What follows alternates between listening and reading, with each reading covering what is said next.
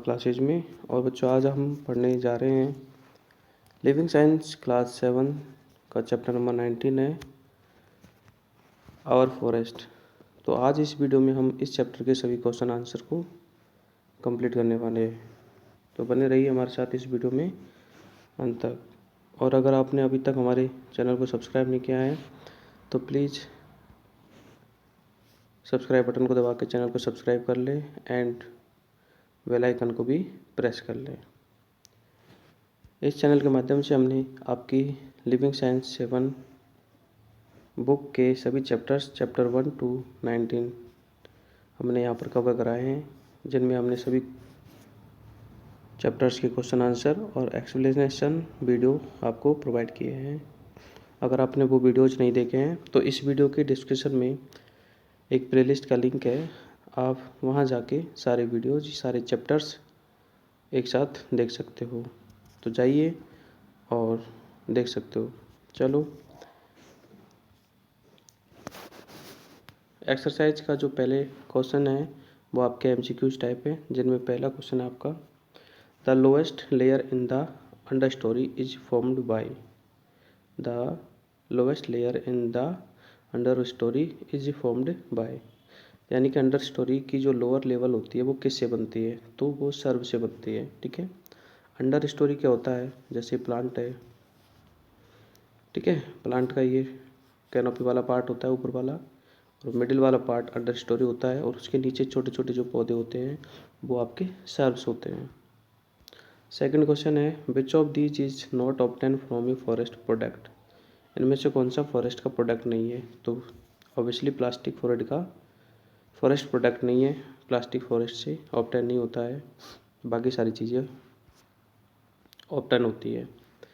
अगला third question है which of the following are called producers. ठीक है, तो प्रोड्यूसर्स कौन होते हैं, प्रोड्यूसर्स आपके ग्रीन प्लांट्स होते हैं, जिन्हें कि हम ऑटोट्रॉफ्स भी कहते हैं।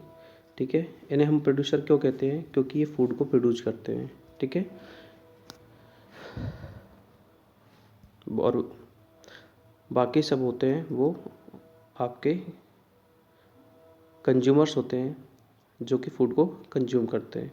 नेक्स्ट क्वेश्चन है fourth the first link in all food chain are. ठीक है, सभी फूड चेन का जो फर्स्ट लिंक होता है वो आपके ग्रीन प्लांट से होता है। क्यों, क्योंकि ग्रीन प्लांट्स ही फूड को तैयार करते हैं, फूड को बनाते हैं, और बाकी की जितनी भी फूड चेन होती है वो ग्रीन प्लांट से ही स्टार्ट होती है। तो यानी कि बिगिनर कौन होता है, ग्रीन प्लांट, सभी फूड चेन का। क्वेश्चन फिफ्थ है which of these enable nutrition present in the bodies of plants and animals to go back the soil after they die. ठीक है, यानी कि प्लांट्स और एनिमल्स जब मर जाते हैं तो उनमें जो न्यूट्रिशन होते हैं वो सोइल में कौन मिक्स करता है। ठीक है, तो डिकम्पोजर्स होते हैं, ठीक है, माइक्रो ऑर्गेनिज्म होते हैं जो कि डेड एंड डिकिंग मैटर को खा के ईट करके उसको जो न्यूट्रिशन होते हैं उसको मिट्टी में मिक्स कर देते हैं। Now question 6 the primary source of energy. ठीक है, तो एनर्जी का जो प्राइमरी सोर्स होता है हमारे नेचर में वो सन होता है, सन, जो कि अल्टीमेट सोर्स होता है एनर्जी का, और इसे प्राइमरी सोर्स कहते हैं। विच of the following does a forest prevent. ठीक है, तो फॉरेस्ट से क्या चीज़ प्रिवेंट होती है, तो इनमें सभी होती है।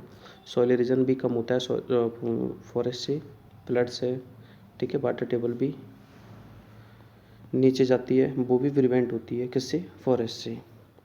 नेक्स्ट क्वेश्चन 8 है which of the flowing does a forest not do. इनमें से फॉरेस्ट क्या नहीं करता है। ठीक है, तो फॉरेस्ट जो होता है वो CO2 की सप्लाई नहीं करता है।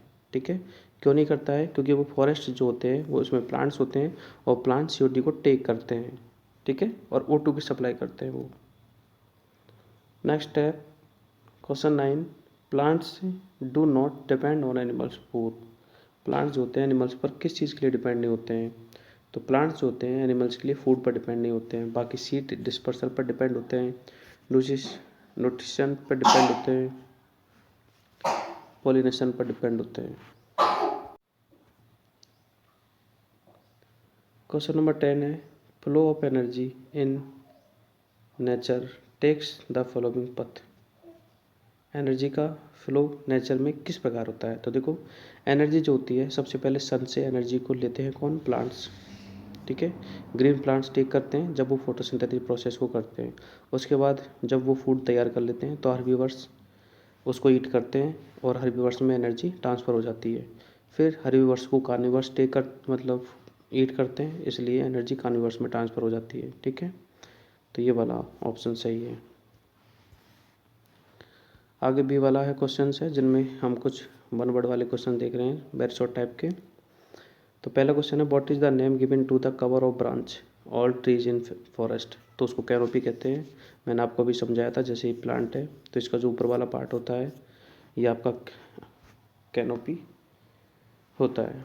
आगे नीचे देखो, नेम वन मेडिसिनल प्लांट। ठीक है, तो मेडिसिनल प्लांट काफ़ी सारे होते हैं। नीम एक मेडिसिनल प्लांट है, तुलसी भी लिख सकते हैं हम यहाँ पे। और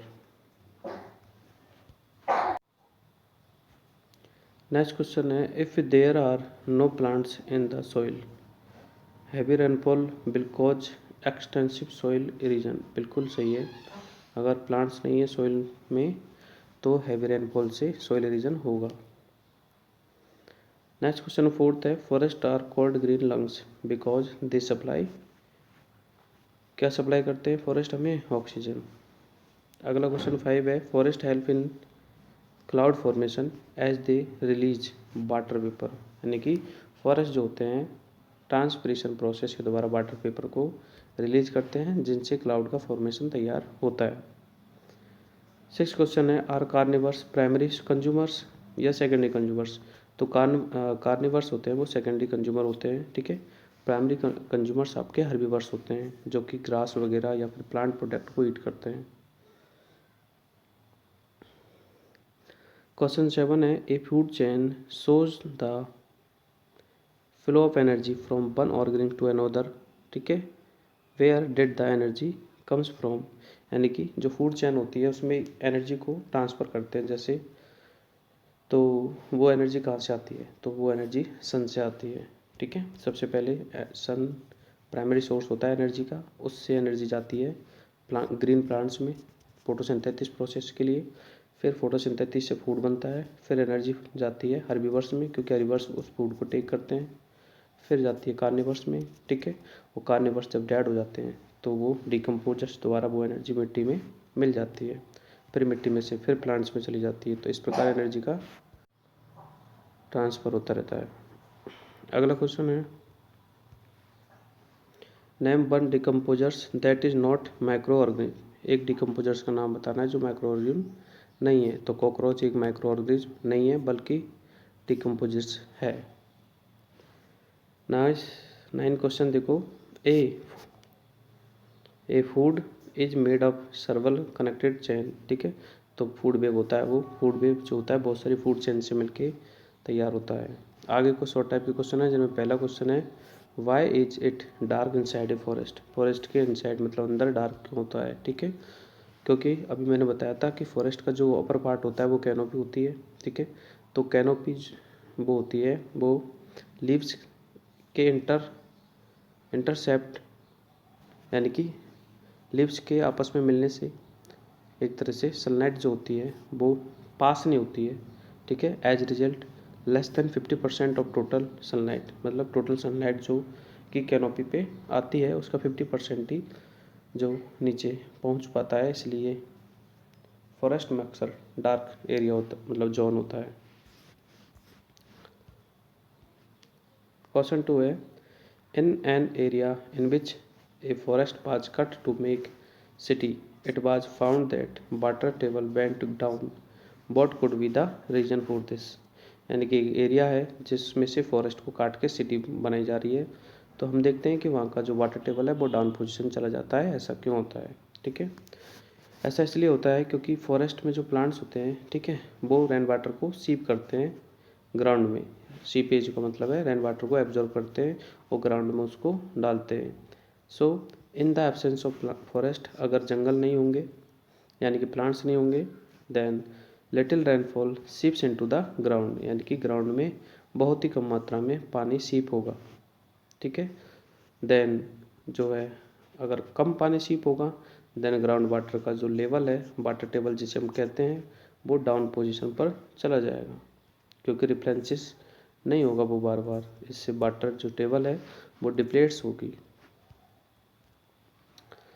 अगला क्वेश्चन थर्ड है, name 5 product that we get from forest. तो जंगल से हमें कौन कौन से प्रोडक्ट मिलते हैं, इसमें 5 प्रोडक्ट के आपको नाम बताने हैं। उनमें हम देखते हैं टिम्बर है, स्पाइसीज है, ऑयल, मेडिसिन और वुड। अगला क्वेश्चन फोर्थ है, name 2 scavengers, how are they useful to environment. ठीक है, स्केवेंजर्स के नाम बताने हैं 2। ठीक है, स्केवेंजर्स कौन होते हैं, जो डेड और डिकिंग मैटर्स को ईट करते हैं। ठीक है, who eat dead bodies of plants and animals. Scavengers are animals that eat dead bodies of plants and animals. इनमें होते हैं वल्चर और क्रो। ठीक है, ये 2 स्केवेंजर के एग्जाम्पल्स हैं। क्रो यानी कौवा होता है, वल्चर मीन्स गिद्ध। They eat dead bodies of plants and the animals and this help keep the environment clean। यानी कि vultures और crow यानी कि scavengers जो होते हैं वो environment के लिए बहुत ज़्यादा हेल्पफुल होते हैं, क्योंकि ये environment को हमेशा क्लीन रखते हैं। आगे क्वेश्चन 5 है, give an example to show the interconnection between food chain. ठीक है, फूड चेन्स में इंटरकनेक्शन होता है, यानी कि फूड चेन जो होती है कोई पर्टिकुलर एक नहीं होती है, सभी एक दूसरे से मिक्स होती है। जैसे देखो, several food chains that exist in nature are interconnected. जैसे ग्रीन प्लांट्स, ठीक है, green plants are eaten by several plant eaters, यानी जो भी प्लांट ईटर्स होते हैं वो ग्रीन प्लांट को खाते हैं। जैसे ग्रीन प्लांट को गॉट भी खाती है। ठीक है, और काफ़ी सारे वाइल्ड एनिमल्स हैं जो कि ईट करते हैं। तो these plant eaters in turn eaten by several animals. और ये जो प्लांट ईटर्स होते हैं जो कि प्लांट प्रोडक्ट को खाते हैं, इनको भी काफ़ी एनिमल्स के द्वारा ईट किया जाता है, जो कि कार्निवर्स एनिमल्स होते हैं। ठीक है, मान लीजिए जैसे लॉयन भी हो सकता है, टाइगर भी हो सकता है। ठीक है, और भी काफ़ी एनिमल्स हो सकते हैं। So in this way many food chains are linked together. मतलब बहुत सारी फूड चेन्स होती है जो एक दूसरे से लिंक होती है, और उस चीज़ को हम फूड वेब कहते हैं। यानी फूड वेब जो होता है फूड चेन से ही मिलकर बनता है। क्वेश्चन 6 है, how are forest fire controlled. यानी जो जंगल में आग लगती है उसको हम कैसे कंट्रोल कर सकते हैं। ठीक है, तो देखो, पहला, by spraying the fire extinguishing solution. यानी कि जो एक्सटिंग सॉल्यूशन होता है उससे भी हम आग को एक तरह से कंट्रोल कर सकते हैं। या फिर strong blowers can be use to change the direction of the wind. यानी कि स्ट्रॉन्ग ब्लोअर्स होते हैं जिनसे हवा एक तरह से स्प्रे की जाती है और उससे हम विंड के डायरेक्शन को चेंज कर सकते हैं। क्वेश्चन 7 है, व्हाट इज एफोरेस्टेशंस। ठीक है, एफोरेस्टेशंस क्या है, तो लार्ज स्केल पर पेड़ों को लगाना यानी प्लांटेशन करना ही एफोरेस्टेशंस होता है। देखो, afforestation is the process of renewing a forest by planting more trees. यानी कि एक फॉरेस्ट को रिन्यू करना। ठीक है, फॉरेस्ट को रिन्यू कैसे करेंगे, ज़्यादा पेड़ लगा के। ठीक है, however the process is so slow. यानी कि प्रोसेस स्लो होती है because new sampling take several years to grow. यानी कि जो नए सैंपल होते हैं, नए पेड़ होते हैं, वो काफ़ी सारे मतलब काफ़ी ज़्यादा टाइम लेते हैं ग्रो होने के लिए। आगे देख रहे हैं हम लॉन्ग टाइप के क्वेश्चन, जिनमें पहला क्वेश्चन है, mention 2 ways in which plants are useful to animals. यानी प्लांट्स होते हैं एनिमल्स के लिए किस प्रकार यूजफुल है, और एनिमल्स प्लांट्स के लिए किस प्रकार यूजफुल है। प्लांट्स एनिमल्स के लिए और एनिमल्स प्लांट्स के लिए यूजफुल होते हैं, तो हमें बताना है। इसमें पहला देखो, plants are useful to animal. देखो, प्लांट्स ऑक्सीजन प्रोवाइड करते हैं जो कि एनिमल्स के लिए ज़रूरी है, और प्लांट्स फूड भी एनिमल्स के लिए प्रोवाइड करवाते हैं। सेकंड है, they reduce the pollutant present in air. Plants जो होते हैं एयर में जो पॉल्यूटेंट होते हैं उनको रिड्यूस करते हैं, और इससे एनिमल्स प्रोटेक्ट होते हैं। और ठीक है, प्लांट्स जो होते हैं एनिमल्स को शेल्टर भी देते हैं, शेल्टर मीन्स रहने की जगह भी देते हैं। और एनिमल्स प्लांट के लिए किस प्रकार यूजफुल है, तो देखो, एनिमल जो होते हैं प्लांट के जो पॉलिनेशन प्रोसेस होती है उसमें मदद करते हैं। ठीक है, और सीड डिस्पर्सल में भी हेल्प करते हैं। ठीक है, पॉलिनेशन प्रोसेस क्या होती है, अगर ये समझना है तो इस वीडियो के डिस्क्रिप्शन में एक लिंक दिया गया है जिसमें मैंने इस चैप्टर को एक्सप्लेन किया था, तो आप वहाँ पे जाके इस चैप्टर को अच्छे से समझ सकते हो। ठीक है, और बाकी के और भी चैप्टर्स आप देख सकते हो, ठीक है। प्लेलिस्ट का लिंक है। नेक्स्ट पॉइंट है animal excreta and dead animals add nutrition to the soil, यानी कि एनिमल का जो वेस्ट प्रोडक्ट होता है उसमें जो न्यूट्रिशन होते हैं वो भी सॉइल में ऐड किए जाते हैं। तो इस प्रकार एनिमल्स प्लांट के लिए, प्लांट एनिमल्स के लिए हेल्पफुल होते हैं। नाउ क्वेश्चन नंबर 2 है what is food chain and explain with an example. Food chain क्या होती है, यानी कि जो इंटरडिपेंडिंग होता है। जैसे देखो, food chain is a simple representation होता है एनर्जी को फ्लो करने का, यानी कि एनर्जी जो होती है वो ट्रांसफ़र की जाती है। कैसे? जैसे देखो, मैंने अभी आपको ऊपर भी बताया था, सबसे पहले सन से एनर्जी को प्रोड्यूसर से लेते हैं, यानी ग्रीन प्लांट्स टेक करते हैं और वो आगे कंज्यूमर्स को सप्लाई करते हैं, ठीक है। और फिर कंज्यूमर्स से एनर्जी डिकम्पोजर्स के द्वारा मिट्टी में फिर से ऐड की जाती है। तो ये फूड चेन होती है, ठीक है। इस पर एक एग्जांपल दे लेते हैं हम। जैसे ग्रास होपर है, ग्रास होपर घास को खाता है, ठीक है, प्लांट लीव्स को खाता है। और ग्रास होपर को फ्रॉग खाता है, और फ्रॉग को कौन ईट करता है? स्नैक। और स्नैक को ईट करता है कौन? डिकम्पोजर्स। स्नैक को, ठीक है, स्नैक को कौन ईट करता है? पिकॉक, ठीक है। सो ये एक तरह से फूड चेन आपकी चलती रहती है।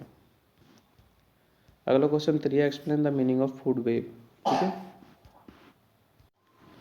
देखो, फूड वेव क्या होता है? बहुत सारी जो फूड चेन होती है वो आपस में इंटरकनेक्टेड होती है, इससे आपका फूड वेव तैयार होता है।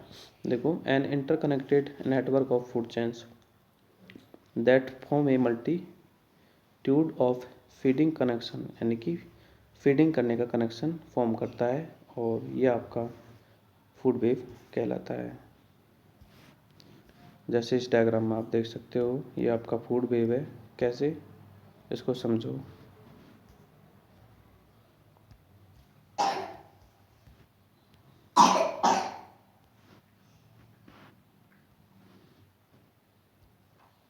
इसमें देखो, ये घास है, तो ग्रास को ग्रास होपर भी खाता है, और ग्रास को ये माउस भी खाता है। फिर हम देखते हैं ग्रास को खरगोश भी खाता है, यानी ग्रास को काफ़ी सारे एनिमल्स खा सकते हैं। और इन एनिमल्स को, जैसे देखो, इस माउस को ये जो भी फॉक्स है ये भी खाता है, फॉक्स को ये खाता है। तो यानी कि बहुत सारे एनिमल्स एक दूसरे से इंटरडिपेंडेड होते हैं, इससे फूड वेव तैयार होता है, इंटरकनेक्टेड होते हैं। क्वेश्चन नंबर 4 है explain how nature maintain a balance between living things, यानी लिविंग थिंग्स के बिटवीन जो नेचर है वो बैलेंस कैसे मेंटेन करता है। तो देखो, to kill and to be killed, to kill and to be killed, to grow and to die and get decomposed, ठीक है। कहने का मतलब है कि जो ग्रो करता है वो डाई भी होता है, जिसने जन्म लिया है वो मरता भी है, और वो फिर से मिट्टी में मिल जाता है। ये प्रकृति का लॉ है, नेचर होता है। With help of this law nature maintain to population of each species of animals in sufficient number, यानी कि जितनी भी स्पीसीज है एनिमल्स की, ठीक है, उसके पॉपुलेशन को मेंटेन रखता है।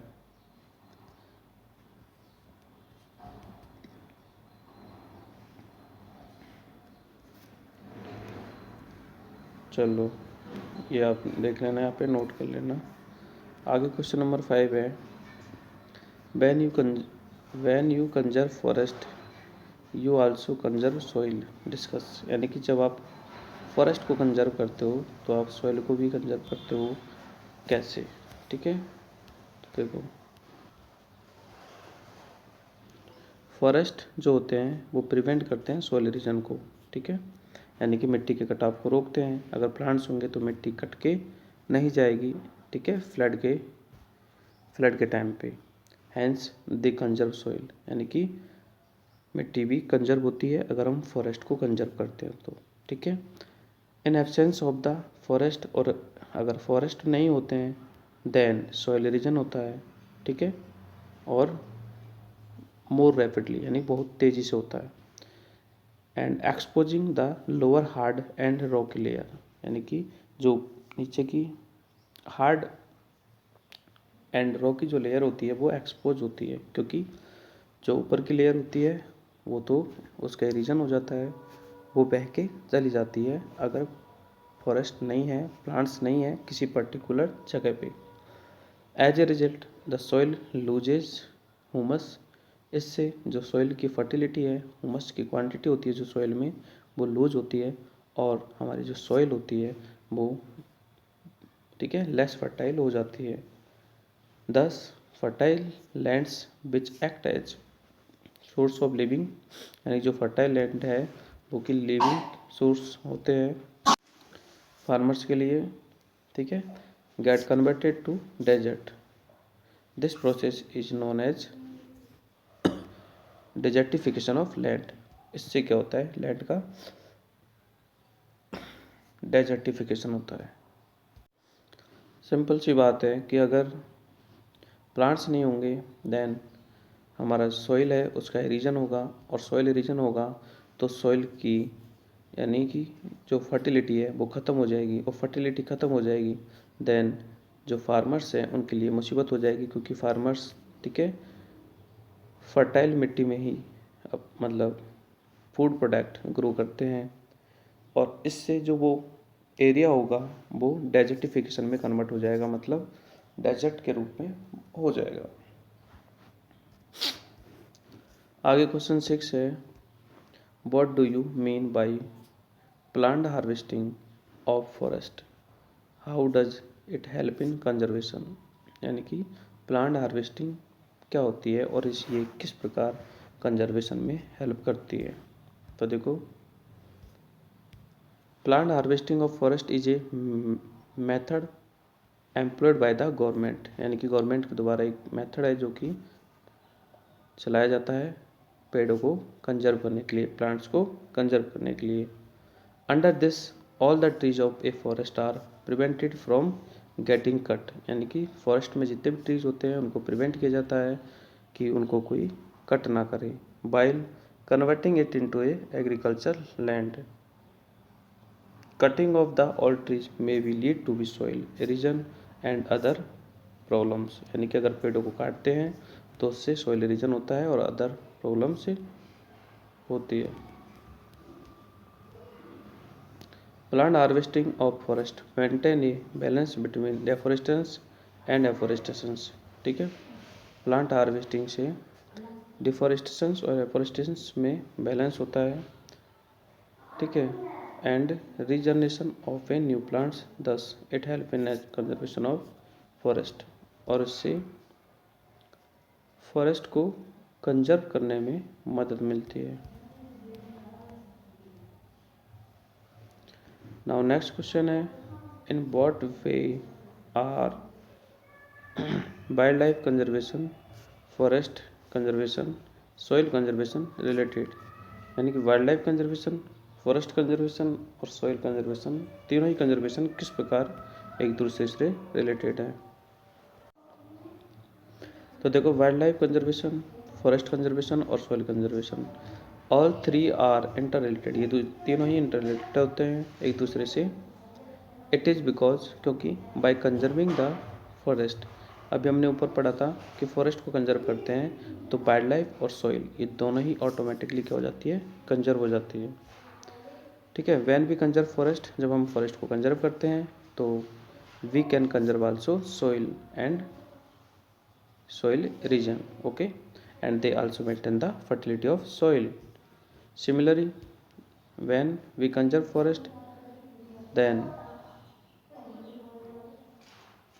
shelter and safety for animals, यानी कि अगर हम फॉरेस्ट को कंजर्व करेंगे तो जानवरों के लिए भी मतलब वाइल्ड लाइफ भी कंजर्व होगा, क्योंकि वाइल्ड लाइफ का जो शेल्टर होता है वो फॉरेस्ट ही होता है मोस्टली, तो they also provide food to be wild life.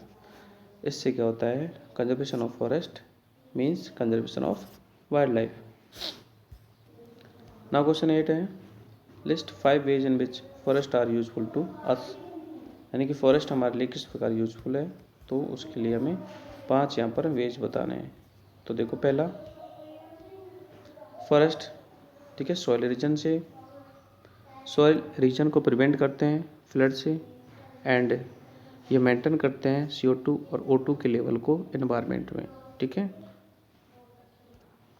Third है दे रिड्यूस ग्लोबल वार्मिंग, क्योंकि अगर एनवायरनमेंट में CO2 का लेवल बढ़ता है उससे ग्लोबल वार्मिंग इंक्रीज होता है। इससे ये क्या होते हैं, फॉरेस्ट CO2 को टेक करते हैं, जिससे कि ग्लोबल वार्मिंग रिड्यूस हो जाता है, ठीक है। फोर्थ है दे maintain the climate of palace cool and releasing water vapour in the air, यानी कि फॉरेस्ट जो होते हैं एयर में वाटर वेपर को रिलीज करके वहाँ के एनवायरनमेंट को कूल करते हैं।